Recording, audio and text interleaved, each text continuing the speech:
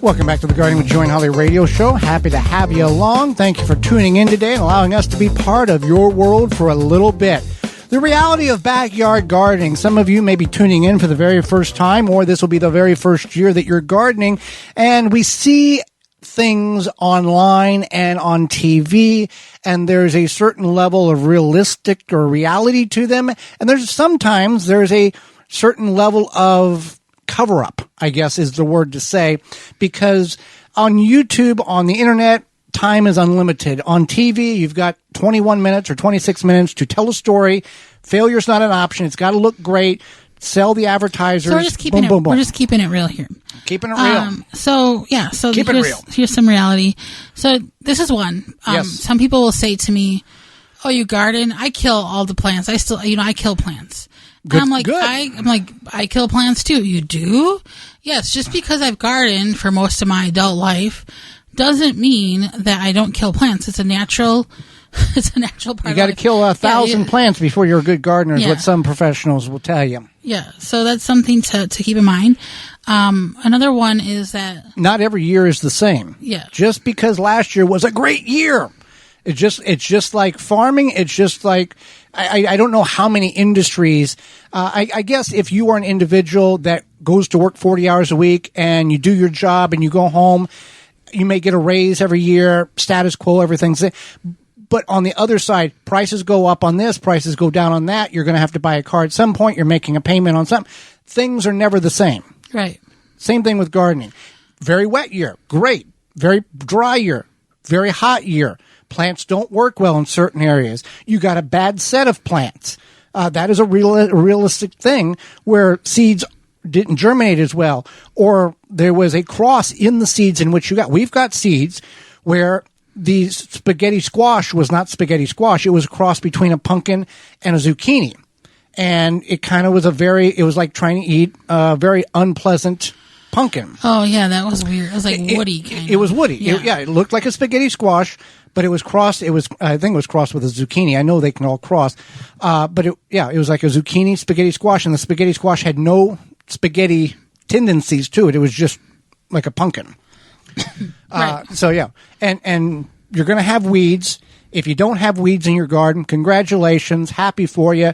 You must spend a tremendous amount of time because there is always weeds. And at whatever stage that you harvest them or remove them, that can pay dividends on the success of your garden, whether they choke your plants out or not. Now, other gardeners, if you want to look at that type of thing, there are gardeners that are homesteaders, what do you want to call it, survivalist gardeners. They will plant their garden and they will let the weeds go, and they don't harvest any weeds whatsoever. The strongest plants will survive. They harvest those plants, the tomatoes, the zucchini, the squash, save those seeds because those seeds are the strongest of that species, and they will continue to plant that stronger strain year after year to fight against the weeds. Right. So, yeah. So weeds. We don't keep up on weeds as much as we should. No. Okay. So then on top of that, something might work for you, but not your neighbor. Your neighbor might work for your neighbor, but not for you. For example, broccoli. For us, we cannot grow. But other people within our same growing zone, region, etc., neighborhood, even grow beautiful broccoli. And it might Stop not make trying sense. if you can't do it. Stop trying.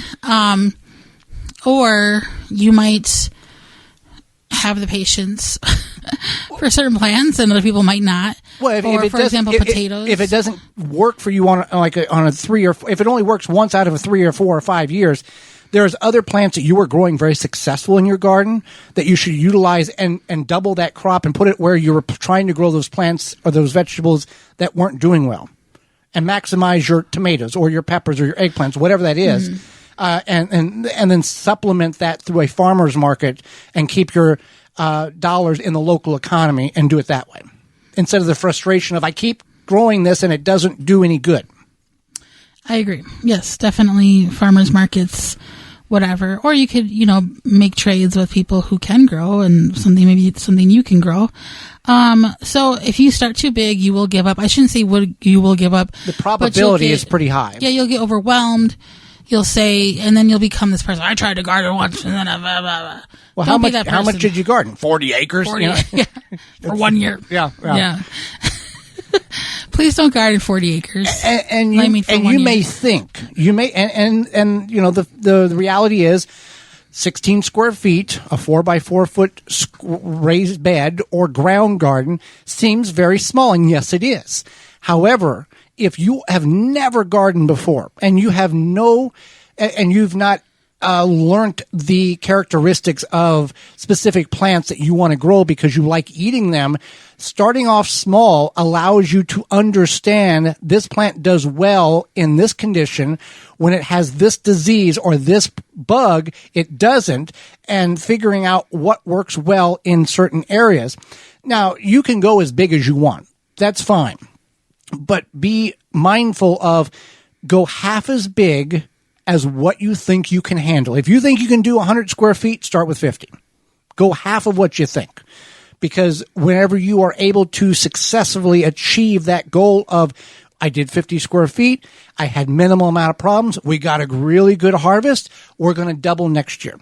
And then you can double the year after that when space is allowed in your area, in your backyard. Absolutely. So another one is use your free resources. And this also ties in with cheap isn't always better.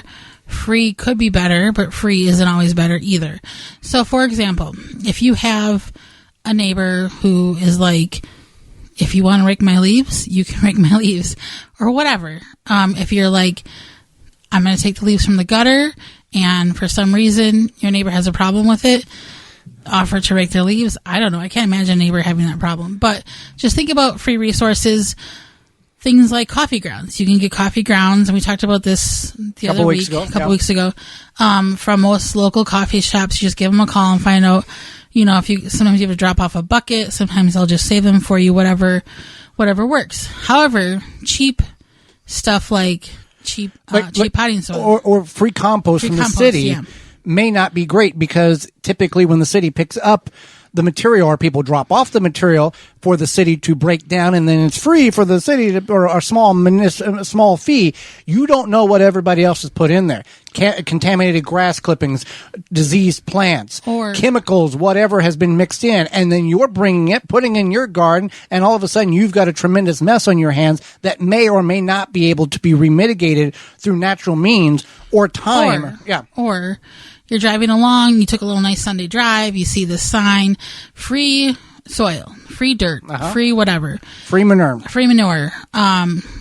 Or you're on like Craigslist or Marketplace or wherever, free. You don't necessarily want free because you don't necessarily know what's going on with it. A free tomato cage, a free empty pots because you can scrub them out. Yeah. That type of thing. But it's just like anything else, whether you're a hunter, whether you're a fisher person, you like to go fishing, whether you're a car collector, whether you have a hobby of golf. There's a certain upfront expense that you know you're going to have in order to get the best quality pieces of equipment in order to do what you need to do. If you're love working on classic cars and rebuilding cars, there's a certain types of tools.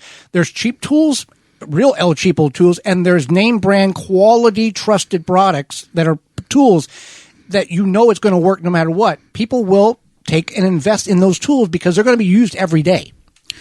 No different than with your soil. Your soil is used every day. So you want to get good quality soil. So one thing I want to talk about for sure is don't fall for the gimmick. You'll see, you'll be at at a local drugstore, a big box store. Remember the upside down tomato planter? Or you might be at the local garden center and see a strawberry planter. Strawberries are growing on it. Tomatoes are growing on the tomato plants, etc. That's not good. So you want to think about, if it's too good to be true, it probably is. You shouldn't have fruit on things before you buy it. Right. That's not good. And also, the strawberry planter, strawberries are a perennial. So if you say hanging strawberry planter, it's not gonna. I don't know the statistic, but let's say 99.5% of all strawberries live like 4 days after they've been picked, and they've died because they're in a hanging basket and they forgot to be watered. So does Mother Day flowers, by the way. Or like the as seen on TV, not saying that all the as seen on TV stuff is bad, But sometimes those planter gimmicks or whatever, those aren't necessarily good. They might not make sense.